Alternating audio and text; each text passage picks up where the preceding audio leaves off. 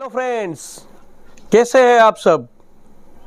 आप सब स्वस्थ होंगे, मस्त होंगे, ऐसी मैं ऊपर वाले से कामना करता हूँ। आज भी की है, हमेशा करता रहूँगा। आपके अच्छे स्वास्थ्य के लिए मेरे हृदय से हमेशा आपके लिए दुआएं निकलती है। आज की बात यूट्यूब चैनल पे कैमरामैन हसमुख भाई वाला के साथ मैं हातिम रंगवाला आप सबका हमारे यूट्यूब चैनल पे तहे दिल से स्वागत करता हूं। दोस्तों, आप जैसे जानते हैं कि हम आपके लिए अलग अलग विषयों के ऊपर वीडियोस लाते हैं और हमारी ये कोशिश रहती है कि हम अच्छे से अच्छी जो जानकारी है वो आप तक पहुंचाएं। आज का हमारा विषय बहुत ही इंटरेस्टिंग है। आपको शायद बहुत मज़ा भी आएगा और किसी को बुरा भी लगेगा। तो दोस्तों, भगवान ने हमें बनाया है, तो फिर भगवान को किसने बनाया है? ये पृथ्वी का निर्माण किसने किया है? भगवान ने किया है या अपने आप पैदा हुई है? विज्ञान की बात करें तो विज्ञान ये कहता है कि पृथ्वी अपने आप पैदा हुई है। यहाँ का जो सर्जन है वो अपने आप हुआ है, लेकिन हमारा मस्तिष्क ये मानने को तैयार नहीं है। किसी भी चीज का आविष्कार जब कोई करता है तब होता है, वो अपने आप नहीं होता है। जैसे छोटी सी बात मैं आपसे करने जा रहा हूं कि मैं अभी इस कुर्सी पे बैठा हूं, तो ये कुर्सी अपने आप नहीं बनी है, किसी ने इसे बनाया है, तब जाके मैं आज इस पे बैठ सकता हूं। ये मैंने एक छोटा सा आपको उदाहरण दिया है अभी। जैसे आप समझ लीजिए कि हवाएं चलती है, सूरज अपने समय पे निकलता है, अपने समय पे डूब जाता है, चांद अपने समय पे आता है, अपने समय पे ढल जाता है। गर्मी का मौसम उसके टाइम पे ही आता है, गर्मी के बाद ही फिर बारिश होती है और बारिश के बाद ही फिर सर्दियां पड़ती है। कभी आपने उल्टा नहीं देखा होगा कि पहले बारिश आ गई, उसके बाद सर्दी पड़ गई, उसके बाद गर्मी का मौसम आया। ऐसा नहीं होता है। सब कुछ एक सिस्टम के तहत चलता है और ये सिस्टम कोई तो है जो चला रहा है।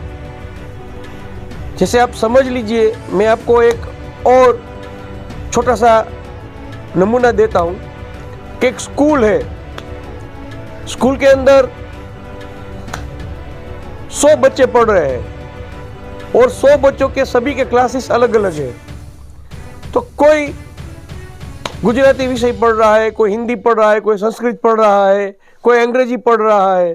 तो सब अपने आप तो नहीं हो जाएगा, उसको चलाने के लिए एक सिस्टम चाहिए होगी कि चलिए पहला जो पीरियड है वो संस्कृत का हो गया, उसके बाद का जो पीरियड है वो अंग्रेजी का हो गया, उसके बाद का जो पीरियड वो गणित का हो गया, उसके बाद का जो पीरियड है वो हिंदी का हो गया। उसका एक सिस्टम होता है ना, कि जैसे पहले हम बच्चे को केजी में बिठाते हैं, केजी के बाद वो फिर पहली कक्षा में आता है, दूसरी कक्षा में आता है, आगे बढ़ता जाता है, फिर कॉलेज पूरी करता है, उसके बाद आगे की जो उसे डिग्रियाँ चाहिए वो पूरी करता है। एक प्रक्रिया के तहत सब कुछ होता है। प्रक्रिया के बगैर कोई भी चीज का निर्माण नहीं है। आप समझ लीजिए कि मां के पेट में बच्चा अपने निर्धारित समय पे ही बाहर आता है। 270 दिन का जब समय उसका खत्म होता है तभी उसका दुनिया में जन्म होता है और 6 महीने तक वो सिर्फ अपनी मां के दूध पे ही टिका होता है। 6 महीने तक उसे किसी भी चीज की आवश्यकता नहीं होती है। उसके बाद हम उसे थोड़ा पानी देते हैं, फिर थोड़ा उसे चावल मसल कर खिलाते हैं, दाल का पानी पिलाते हैं। और जैसे जैसे बच्चा फिर बड़ा होता जाता है, उसकी जो परवरिश है वो वैसे अपने उसके माँ बाप है वो वैसे करते जाते हैं। वो एक प्रक्रिया का भाग है, ये पूरी एक प्रोसेस है, उस प्रोसेस को हमें फॉलो करना पड़ता है। ये दुनिया बनाई है भगवान ने, और इस दुनिया के अंदर कई सारे जीव रहते हैं। हम मनुष्य भी रहते हैं, पशु पंखी भी रहते हैं, और अन्य कई जीवों का पूरा संचालन वो ऊपर वाला एक ही कर रहा है। हमने उसे अलग अलग नाम दिए हैं। कोई उसे भगवान कहता है, कोई उसे गॉड कहता है, कोई उसे अल्लाह कहता है। सब अपने अपने हिसाब से उसको याद करते हैं, और हम सब ये मानते हैं कि ये दुनिया, हम में से ज्यादातर, बहुत कम लोग ऐसे होंगे जो विज्ञान की इस बात पे भरोसा करते होंगे कि ये सृष्टि अपने आप आई है।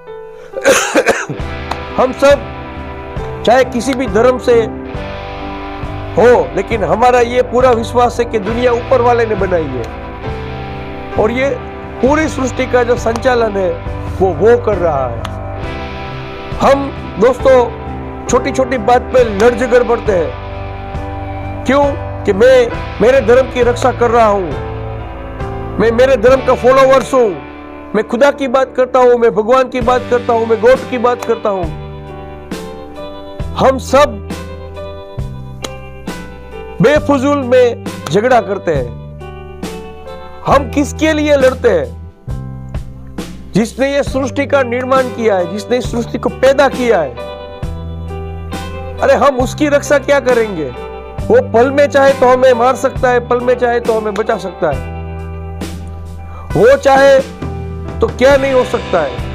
इतना बड़े ब्रह्मांड का उसने अगर निर्माण किया है तो वो क्या अपनी रक्षा खुद नहीं कर सकता है? हम सब कौन होते हैं उसकी रक्षा करने वाले? हम निकल पड़ते हैं, मैं अपने धर्म की रक्षा के लिए निकला हूं, मैं अपने मजहब की रक्षा करने के लिए निकला हूं। अरे भाई क्या है ये सब? ऊपर वाले को समझना बहुत ही कठिन है, बहुत ही मुश्किल है। अगर आप अपने शरीर के ऊपर नजर दौड़ाएंगे तो एक एक चीज के बारे में सोचेंगे तो भी पागल हो जाएंगे आप कि ये कैसे हो सकता है। अनार ले लीजिए, आप एक अनार लेंगे, जब उसको आप खोलेंगे तो कितना अंदर उसका संतुलन है, वो कैसे अपनी जगह पे फिक्स किया है उसने। एक बार आप उसको पूरा अलग कर दीजिए, फिर जोड़ के बताइए। आपकी ताकत नहीं है कि आप उसको जोड़ के बताएंगे। वो तो उसकी कुदरत से वो अंदर जुड़ा हुआ था।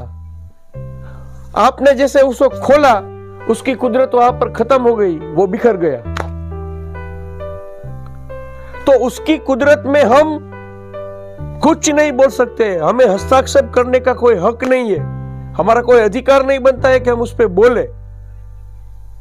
तो हमें एक ही बात याद रखनी है कि इस सृष्टि का निर्माण ऊपर वाले ने किया है, और ऊपर वाला अपनी रक्षा खुद कर सकता है। उसका ना कोई आगे पीछे है, जो कुछ है सर्वस्व सिर्फ वही है, और हमें इसी बात पे अपना सर झुकाना है, और जो उल्टी सीधी बहस है उसमें नहीं पड़ना है। तो दोस्तों, मैंने मेरी हद के मुवाफिक आज आपको थोड़ी सी इस बारे में जानकारी दी। मैं आशा करता हूं कि मेरे द्वारा दी हुई जानकारी आपको पसंद आई होगी, ये टॉपिक आपको आज अच्छा लगा होगा। अगर आपको अच्छा लगा है तो कमेंट बॉक्स में प्लीज़ अपनी राय मुझे बताइए। और आप हमारे चैनल आज की बात पे नए हैं और आपने अभी तक हमारे चैनल को सब्सक्राइब नहीं किया है तो पहले हमारे चैनल को सब्सक्राइब कीजिए, हमारे वीडियो को एक प्यार भरी आपकी लाइक दे दीजिए, और सभी प्लेटफॉर्म पे, चाहे व्हाट्सएप हो, फेसबुक हो, इंस्टाग्राम हो, हमारे यूट्यूब चैनल की इस लिंक को ज़्यादा से ज़्यादा शेयर कीजिए और हमारी सहायता कीजिए। आज की बात में इतना। अगले विषय पर फिर आपसे मुलाकात होगी। तब तक कैमरामैन हसमुख भाई वाला के साथ मुझे हातिम रंगवाला को इजाज़त दीजिए। नमस्कार।